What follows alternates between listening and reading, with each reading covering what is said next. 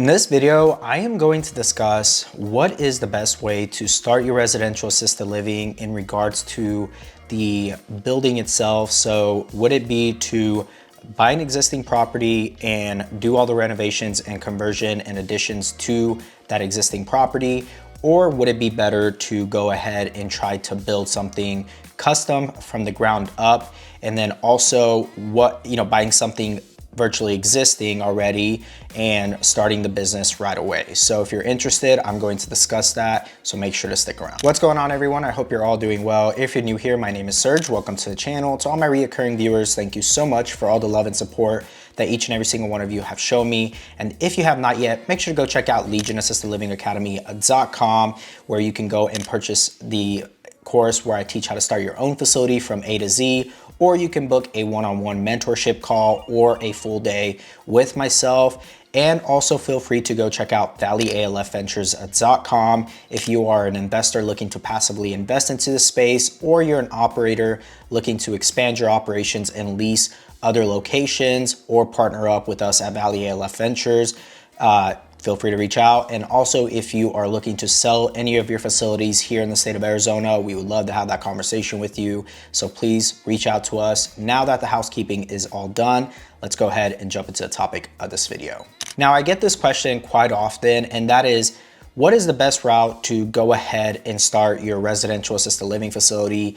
And the question really is related to, should it just be an existing home that I go and purchase with maybe an FHA loan, maybe some conventional financing or commercial financing, and then do all the conversions and refinance after the fact once everything is kind of up and running?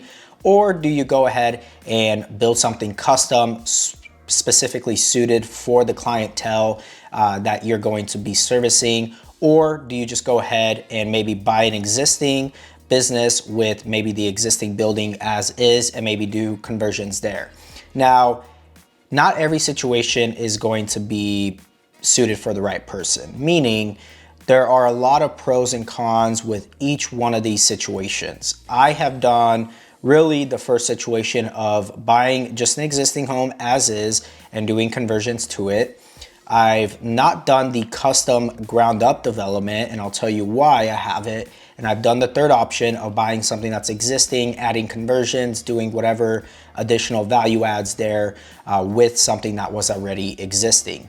Now, the first option of going and buying just a regular single family home and doing the renovations and conversions and additions to it is typically the most efficient way to do it, and probably makes a lot more sense for a lot of individuals from a financial standpoint.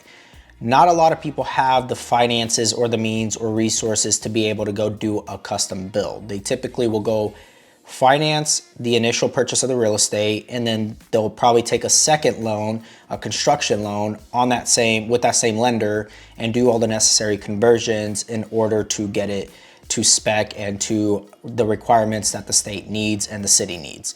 So with that, that's a lot more cost effective for most people. They can go and they usually have the down payments both for the initial purchase and for the construction loan. Typically you can do it combined, and they'll have enough of a down payment to do that, plus whatever carrying costs that it's gonna take to eventually get it licensed and operational.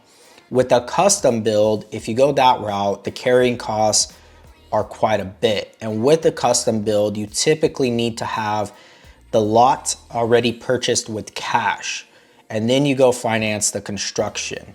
Now, purchasing the lot cash is for most people, they're not gonna be able to do that. Depending on the lot size and depending on how much of a down payment they're needing to do for the construction costs, again, that's a lot more capital than what most people have. So they're not gonna typically go that route. And not only that, but with custom homes, you really, really have to have a good understanding of your market analysis to make sure whatever it is you're gonna build custom for that specific area and for that specific clientele that you're servicing, you gotta have a really good analysis for it to make sense to build something custom like that. Because when you start building something custom, it's gonna be you can't go and try to resell that as just a regular single family home at some point, and it's gonna be completely outfitted for assisted living.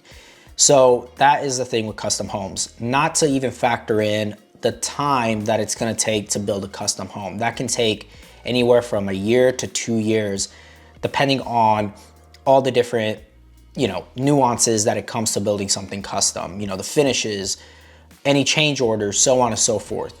So that's something to keep in mind with custom builds, and that's why most people don't do it, and that's why I haven't done a custom build from the ground up for that specific reason. Now, I know of a lot of individuals in the state of Texas and in other places really doing custom builds, but one caveat, they already have other facilities. They've already done the market analysis needed to go ahead and justify doing a custom build. Now, thirdly, the third option is buying something existing and adding value by renovating it, by maybe changing the bathrooms, updating the property itself with new paint, new flooring, new fixtures, new bathrooms, so on and so forth. That I have done. And typically with that, it's a lot easier, right? You'll finance the initial purchase and also try to bake in the renovation budget into that. Typically it's a certain percentage, usually about 75%. Loan to cost for the construction. And so meaning you're probably gonna put somewhere in the range of, 30 to 35% or even 30% of the down payment, which you can finance usually.